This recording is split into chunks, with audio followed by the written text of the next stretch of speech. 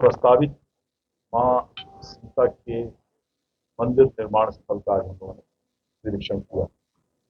कहने का मतलब है जो ये हम धन्यवाद देते हैं हमारे माननीय मुख्यमंत्री कि आज से काफी दिन पहले उन्होंने जमीन अधिग्रहण के लिए 50 एकड़ के लिए 165 करोड़ रुपए बिहार सरकार के रिलीज कर, और उसके बाद अभी आपने देखा 4-5 दिन पहले कैबिनेट से 880 करोड़ 883 करोड़ रुपए मंदिर के निर्माण के लिए, मंदिर के भवन निर्माण के लिए उन्होंने किया है।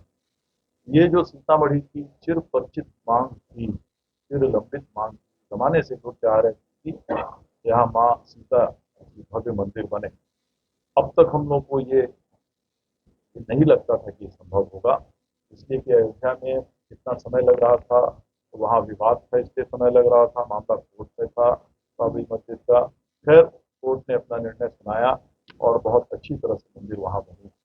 अब उसके बाद सीतामढ़ी के लोगों की भी आस जगी, इससे प्यास हुई कि हाँ साहब माँ सीता की मंदिर बननी चाहिए, यहाँ तो किसी तरह की कोई विवाद नहीं है, वहाँ उनके जन्मस्थल के बारे में विवाद है या किसी तरह का विवाद है। तो इस मांग को, इस भावना को पूरे सीतामढ़ी और सभी समाज के लोगों का, सभी जगह के लोगों का, बिहार के लोगों का, ये जो मांग थी, माननीय मुख्यमंत्री ने इस भावना को समझा और वो घोषणा किया है।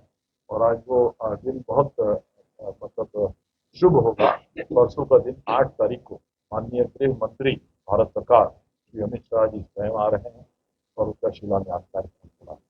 तो आज दिन भर हम लोग उसमें थे, माननीय शिवराज चौधरी जी आए हुए थे और भी माननीय मंत्री लोग आए हुए थे, पूरे सर भारत सरकार के, बिहार सरकार के, सॉरी बिहार सरकार, यहाँ की इकोनॉमी को बूस्ट मिलेगा इसकी आप कल्पना कर सकते हैं। और पूरे साल का आप अंदाज लगा लीजिए, शायद ही मैं समझता हूँ कि हिंदू समाज के और अन्य समाज के भी लोग, शायद ही कोई समाज किसी तो लोग होंगे जो सीतामढ़ी नहीं आने चाहेंगे माँ सीता के।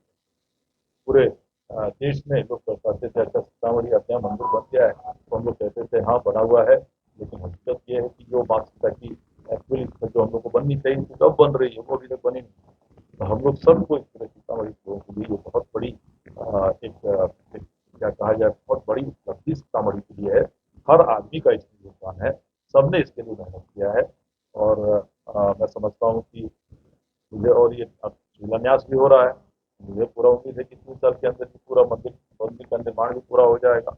और उसी तर्ज पर बहुत बड़े पैमाने पर हो रहा है, जैसे अयोध्या में हुआ था बिल्कुल वैसे ही हो रहा है। यहाँ जमीन भी ज्यादा है, जमीन की भी कमी नहीं और कहीं कोई विवाद नहीं, शिलान्यास होगा, ये पूरा विश्वास है बहुत जल्दी हो जाएगा।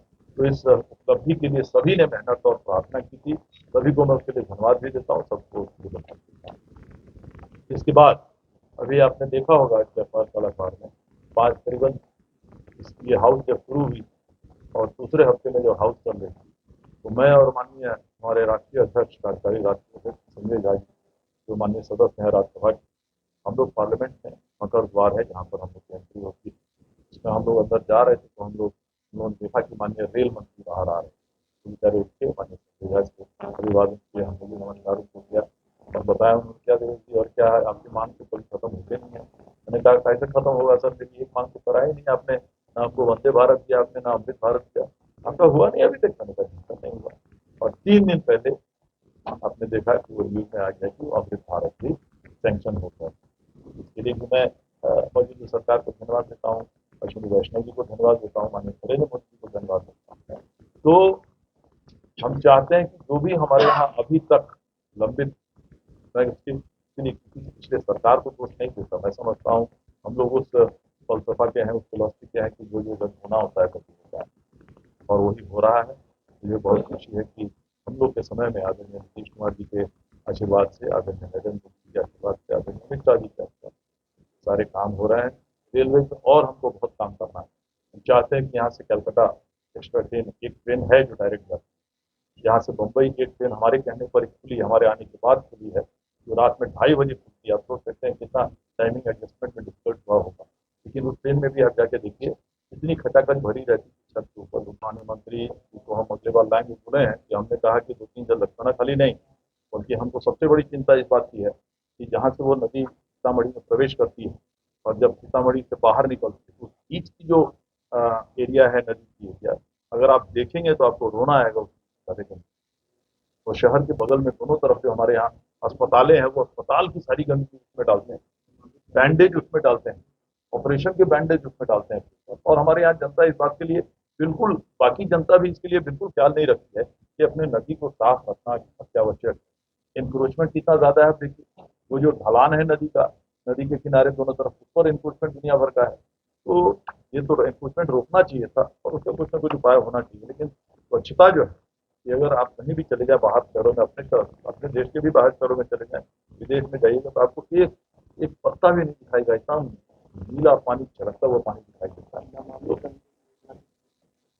बात हुई है माननीय विजय चौधरी जी से, तो उन्होंने कहा कि हम आते हैं आपके यहाँ, चलेंगे इंस्पेक्शन के लिए। उन्होंने अपने विभाग को इंस्ट्रक्शन भी दिया कि जाके देखिए माननीय सांसद महोदय का क्या है, तो उस पर हम काम कर रहे हैं। तो काम होना जरूरी है, जो आपने तो बहुत इंपॉर्टेंट पॉइंट उठाया लखनऊ का, तो हम जरूर करेंगे।